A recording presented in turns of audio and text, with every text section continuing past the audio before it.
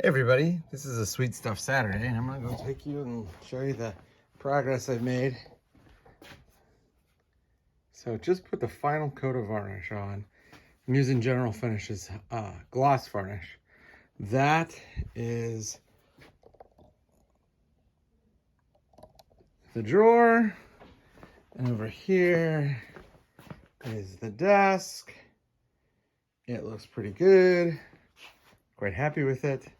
Just bust down the nibs that form after it dries, and then a coat of paste wax, a coat of varnish, or not varnish, coat of paste wax, coat of pledge, and then done. So today on Sweet Stuff Saturday, I want to talk about this knife. This knife is the EDC, or the EMP EDC Nymble. This is a self-published blade by EMP EDC. I believe it is made in conjunction with QSP, which is a brand that makes knives, and they're relatively inexpensive. This knife, however, is not inexpensive. This is a solid tie frame lock version. It sports M390 blade steel. And one of the cool things about this knife is that, as you can see, there are multiple ways to open it.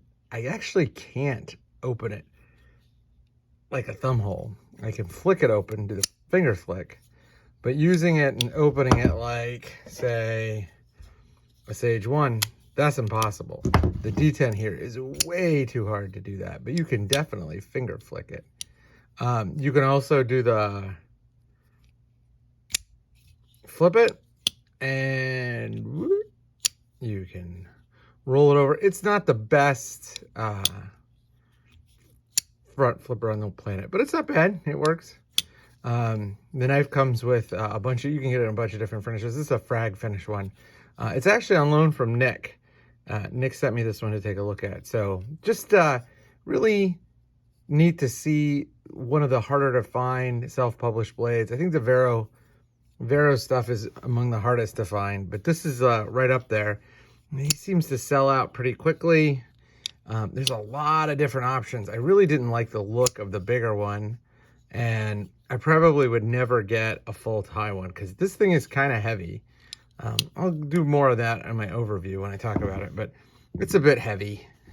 As you can see, it's really similar in size to the Sage is a little bit bigger, but I would venture to guess that this thing is at least twice as heavy as the Sage. But you know, it is a full tie knife.